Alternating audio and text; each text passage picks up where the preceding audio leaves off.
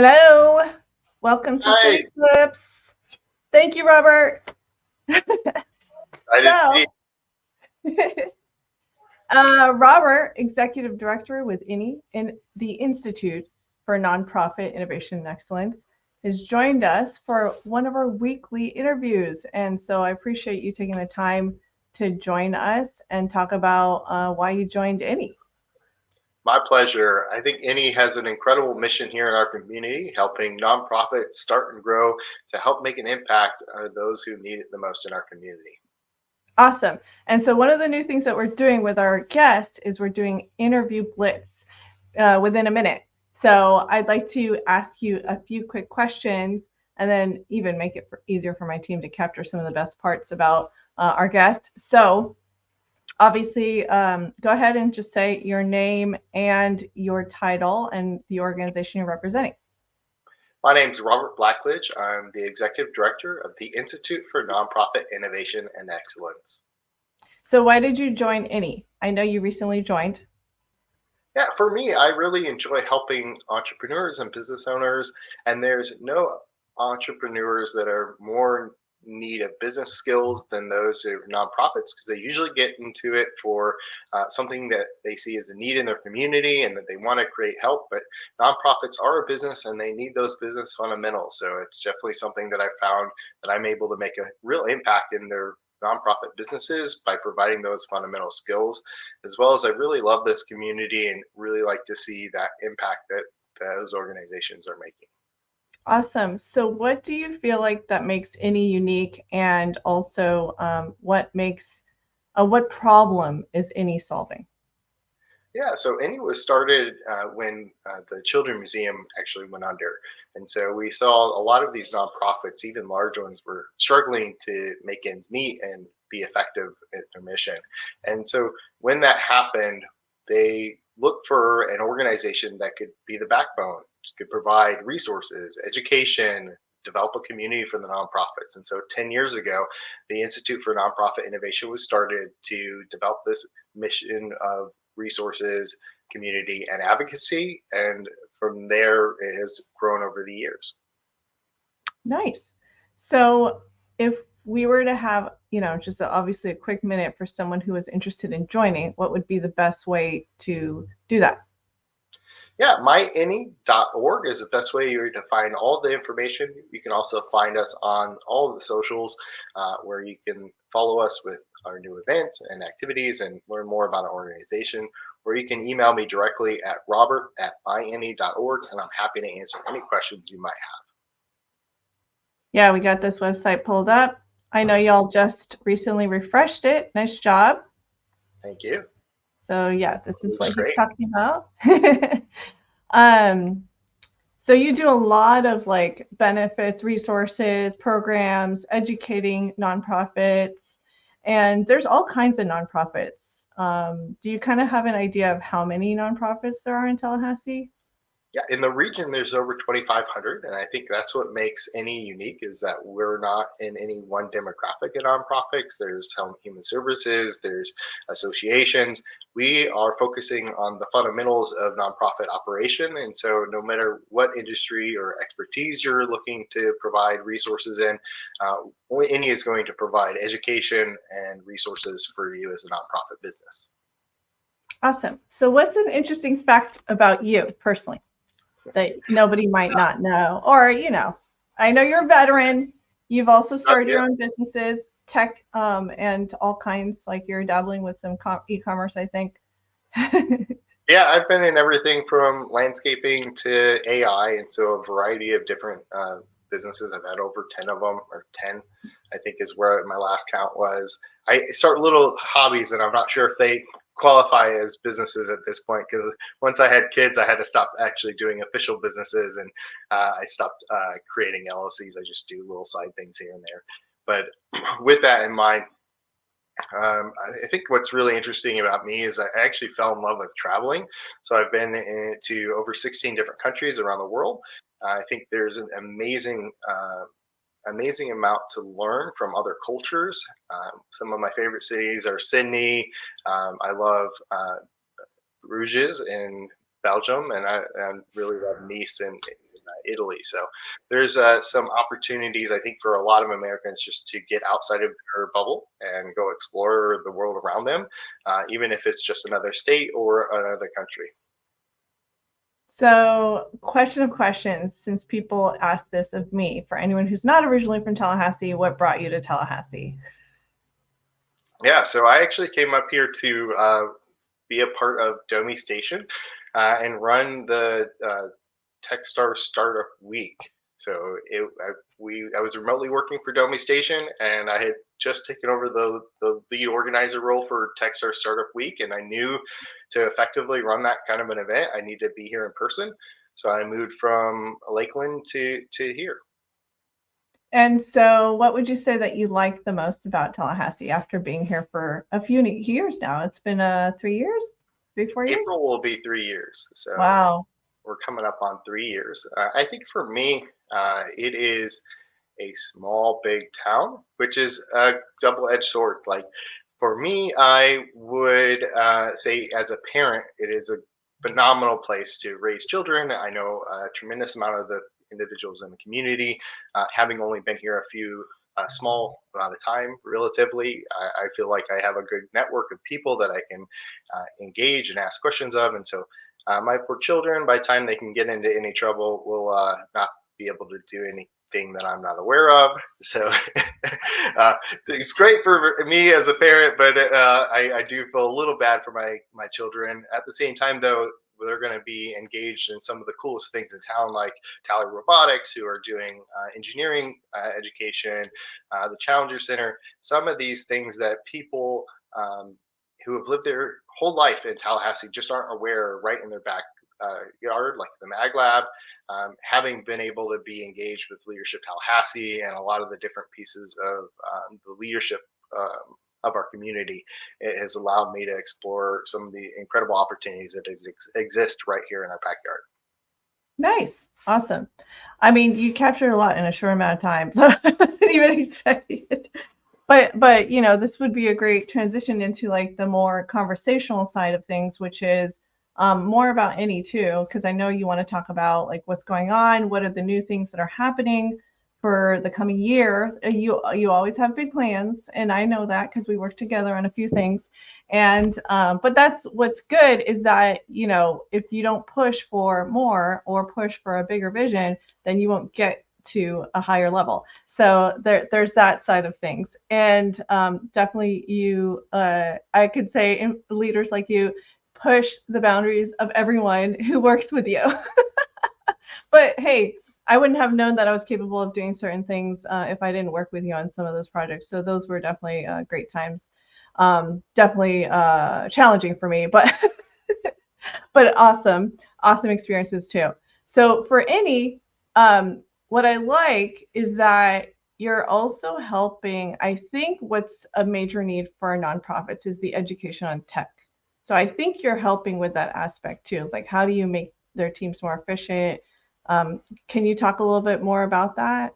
Absolutely. I think for us, there's a wide variety of educational opportunities that we'll be providing over the next coming year. Right now, we have a 9-week course that we're organizing or executing on, where weekly nonprofit entrepreneurs are coming into our space and we're giving them the fundamentals of running a nonprofit. That includes the back of house and the modern technology they can implement to be more efficient with their practices. But we'll be putting on several workshops throughout the summer, as well as a conference in the fall, early fall, August, that will go through a significant amount of modern softwares, practices that you can apply, and we'll be focusing that on applying that in your nonprofit. So there'll be a lot of workshops that you'll be able to attend so that you can learn how to modernize and increase efficiencies of your nonprofit. I think some of the most difficult aspects of running a nonprofit are the back to house practices, and today there's a ton of automation, a ton of software that is designed, and a lot of it is free for nonprofits. And so we've gathered a list that we have, and we provide all of our members this resource list that gives them an idea of what they can go use for free. Often some examples are like Monday.com, their pro tier is free for nonprofits. Slack is free for nonprofits. Microsoft Office is free for nonprofits. And so those are huge resources that create massive amount of automation and efficiency increases in the back of house of those nonprofits. And then we can help them implement them within those organizations. Cool. Yeah. It looks like you've got some summer, you said, and then there's going to be an annual event. Yeah. Are these okay? Great. Go ahead. Yeah, what you're looking at here is actually training that we're doing with the Children's Services Council. So this is specific to their RFP that they put out. And so we're working with community partners to help make sure our nonprofits are able to take advantage of funding opportunities, not just locally, but also on a federal level, really giving them the best potential to be funded and make the impact that they're trying to with their nonprofit. Nice. Yeah, you got some great people there. Cindy Holmes, it's awesome. There's a huge need for that, for them to understand. I mean, there's some people entering into the nonprofit space without knowing anything about it. So like, there's a lot of opportunities. People have concepts. What would you say? Because people start doing projects even for free just because of their passion, and they don't even realize that there is a lot of funding opportunities for it too. Right. There's funding, but in order to go after that funding, you have to stand up the business and file for the nonprofit status. And so we go through what those aspects are and help them make sure that they're operating in accordance with the law as a nonprofit. Yeah. So I guess I do have a question because I've considered doing something similarly because I have my for-profit business, and it's funny, sometimes people operate off of not as much profit, but but with passion projects, and just anything in relation to giving and educating and pouring out, to a community that you're passionate about. Like, how do you know if it makes sense that it is a nonprofit versus like a for-profit model? Sure. I think it really depends on the different revenue streams that you want to be able to collect. The difference between a for-profit and a nonprofit is the tax code in which they operate. That's what the 501c3 status designates, and that means that you're able to take donations. I mean, there are for-profit businesses that are called not-for-profit. So you're not a 501c3, meaning that you aren't going to take taxes, but this is a class of business that the government typically sees as hobbies because you're not trying to make money on it. You're not trying to generate large profits. So there's a lot of different types of businesses, and it really depends on each unique goal and what you're trying to do. But if you are a nonprofit and you are looking to take donations and you want to go after funding, you will want to file the 501c3 status because that's what gives the donor the ability to write off the donation. And without that, it's not an actual tax write-off. What are some of the other benefits that your members get? Do you notify them of grant opportunities, those kinds of things? Yeah, so there's a whole list of resources and access that our nonprofits get to have as being a member. So we have a membership class. It's dependent on the revenue that your nonprofit makes, but the different benefits of everything from discounted to free access to our training and workshops. We do have a grant research database that you have access to that you can make set up alerts so that if you're looking for grants in a specific region or for a specific discipline, they'll send you email alerts, or it sends us an email, and we let you know of those updates so that we can help you be ready to go after those opportunities. And then we also offer the ability for you to sit down with us and do grant writing at a discounted rate. So we have free and discounted resources as a member organization. Oh, awesome. Very cool. Anything else that you'd like to share? There's so much going on, I know. You have your coffee crawl. You have a lot of cool new things that are happening throughout the year. Yeah, INIE has been quiet for the last 3 years. And so a lot of people haven't really heard a lot about it. We had some really strong momentum for the first 7 years of our organization. And then we kind of set for the last 2 or 3 years. And so what I'm hoping to do is really start focusing on bringing the community back together, start bringing resources and value to those who are members of organizations. And I think we're seeing that. We have 4 new events that we launched and a 9-week course. So the 9-week course is running now. And then we are doing events, Coffee Crawl, which you mentioned, which is the 3rd Friday of the month, where we go to different nonprofits and we learn about what their mission is, and we have coffee and conversation and network. We have Just Lunch, which is on the fourth Thursday of the month. That's where we just get executives, the nonprofits that are in our member organizations together, and they can just have lunch. And then, which is great. There's no topic. It's just conversation and kind of flows naturally based on who's there. And then every quarter, we're either doing a board booster or a donor mixer. And so this week, on Wednesday, the 21st, we're actually doing a board booster where you can come learn about nonprofits that are wanting people on their board, and nonprofits can come look for people who want to join boards. So it's a great opportunity to mix and learn about nonprofits in our ecosystem. And then the donor mixer is a member only event where we're hoping to bring those who fund organizations, nonprofits, to basically mix with them and have conversations and network without the pressure of actually them trying to get funding from them. So they can have more honest and open conversations because it won't be around a particular RFP or funding opportunity. And so I'm hoping that will create develop relationships within those who fund nonprofits and those who are looking to get funded. So there's a lot of annual events and our monthly events that we'll be doing and quarterly events. And then annually we'll bring in the conference back in the early fall.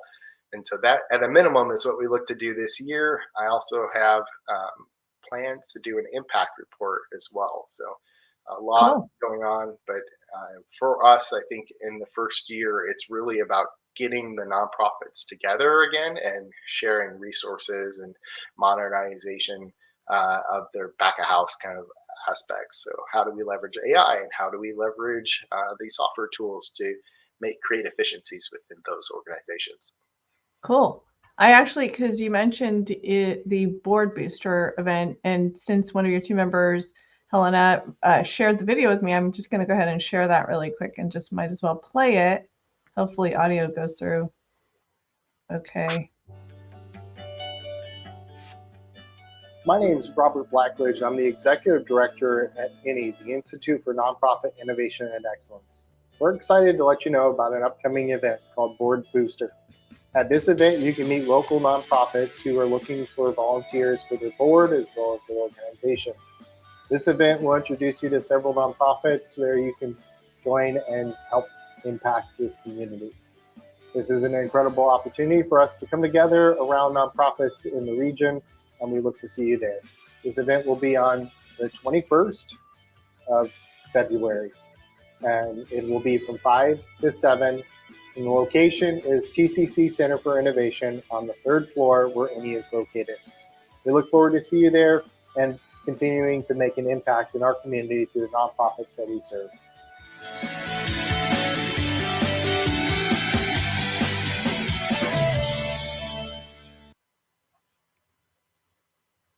Nice job.